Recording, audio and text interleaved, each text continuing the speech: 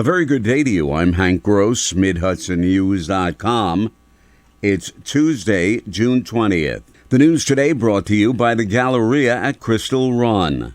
As in communities across the Hudson Valley and nation, Juneteenth was commemorated on the national holiday yesterday. The date marks when, in 1865, enslaved African Americans in Texas were notified that President Lincoln had signed the Emancipation Proclamation more than 2 years earlier. Catherine Yaya Williams and her husband of Middletown coordinated that city's celebration again this year. And for Middletown locally, it symbolizes a third year of formally collaborating with the city to honor the federal recognition through Biden's legislation in 2021 of the acknowledgement of the history of today. Despite the day being a national holiday, not all municipal governments were closed, many because of employee union contract restrictions. In Monticello on Monday, people of all colors came out to march in a parade downtown and enjoy a fair afterwards. Pastor Douglas Bowman summed up the day. I'm here because this Juneteenth thing is my history. My people's history. It signifies us being set free from a condition that we never should have been in. School teacher Matt Hayes, who's white, brought his family to the festivities and came out to be a role model for his students, doing what's right. The motor vehicle office in the city of Newburgh is on Lower Broadway and in an area that abuts a high-crime neighborhood.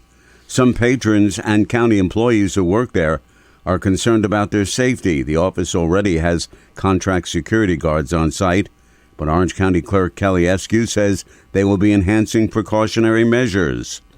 Just to make it more safe and more attractive for people to come into the building and for the staff also.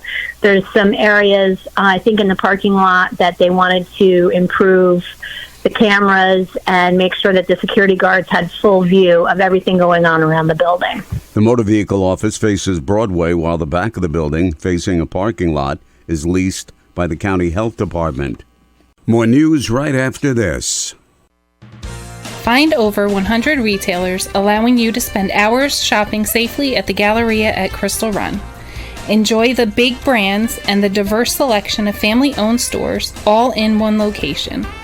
The Galleria at Crystal Run offers dining options for everyone with Fuji 110 Grill, Allen's Mediterranean Grill, and Peru Cuisine.